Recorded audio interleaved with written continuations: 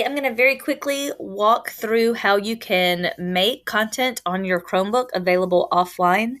And so that's going to include Google Apps, Google Docs, Sheets, Slides, all of those are editable offline, but then also how you can share websites with your students or even some videos and have students save those to their Chromebook so they can also access those offline. It's just important to remember that no hyperlinks will work if students do not have internet. So you may share a website with them and they may download the content, but they wouldn't necessarily be able to interact with that website.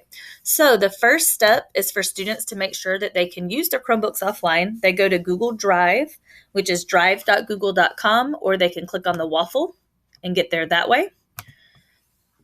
From here, though, they're going to click on the settings wheel and then click on settings and then scroll down just a little bit to where it says offline. So you want to make sure that this is checked. And this is not something that we can push down from the admin level. So you just want to make sure that each kid goes in and ensures that that is checked. Now, additionally, I would have students also go into your class and open up your assignment and make that available offline. So I'm going to go into one of my classes and I'm going to open up one of my documents.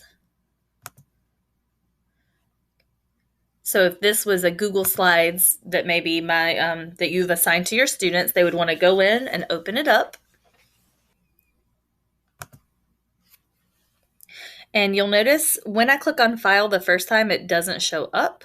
So sometimes you may have to click off, give it a little bit more time to load. All right, so it took a very long time for this to pop up, so you might just have to open it and be patient, but hopefully your internet's working a little faster than mine, and this is also a huge document. But anyway, once you click on File, it may not show immediately, but this Make Available Offline will show up, and you want to make sure that it is checked. That is not checked automatically, so you would need to go in and check that. That's just kind of a safeguard in case for some reason it's not downloading that document. You're going in, opening it, and making sure that each document is available offline. Now, you can go in and you can actually turn off your internet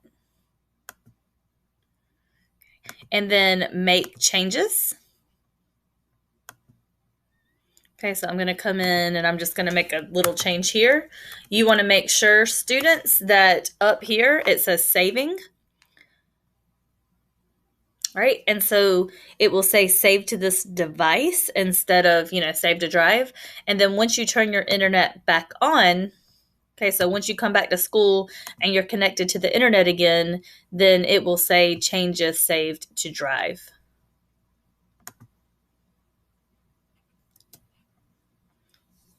Okay, so it's going to automatically update, and it's going to update anything that you've added. It will save it to drive, and there'll be a picture of a cloud instead of a device. So that's how you'll know that your work has been saved. All right, now teachers, you also have the ability. Remember, hyperlinks will not work. So if I do not have the internet, I would not be able to follow this link. But you can have students go in before and actually download websites or download PDFs to their device so that they have access to it offline. And so it's really easy to do. You would give them a link while they're at school and they would open that up. So this is going to be interesting for this weekend. What's the difference between snow, sleet, and freezing rain? So I teach weather, so maybe I want my students to go in, read this article. Now, it would be wonderful if they have internet, and I would want to share with them this link in Google Classroom because then they can watch the video, they can click on words and actually have it tell them what the definition is. There's even a read to me button. Okay, a listen button, so it'll read it out loud to them. And there's also some extension activities. So it's a really wonderful site, and it's amazing. But if you don't have internet, they won't be able to do any of that. But they can open the link. They can hit Control P for print, or come up here to the 3 dots, the meatballs, and print that way. And they're not actually printing. Students can't print from Chromebooks, but they can save as a PDF. So we would click Control P or 3 dots, print, and then we would save this document to our Chromebook. They may want to rename it, but probably it will do a good job of naming it what it should. And then for students, they'll always be able to access it in their recents, in their files folder. So let me show you how to get to that really quickly. you would click down here on the white circle at the bottom left. That's called the launcher. And then they would just start typing in files, Files.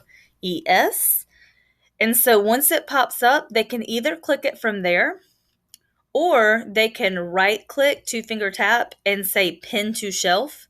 And that's the way I like to do it, because then I can always access my files really easily. So I'm going to double click to open up my files. I'm going to click on recent, because that's where students would be able to view their recent files. That is also going to show them the different documents that they have saved on their device. So that's also how they could get to any Google Docs that you have had them save. Okay, but I can come here and I can find my PDF, Where Does Snow Go When It Melts? And that's how students can access things, websites, even if they don't have the internet. That also works for some videos. So you can get videos from Learn360, Discovery Education. There are different sites that allow you to download videos. So you could give students those links. You could download the video, put it in your Google Drive, and then share it with them that way.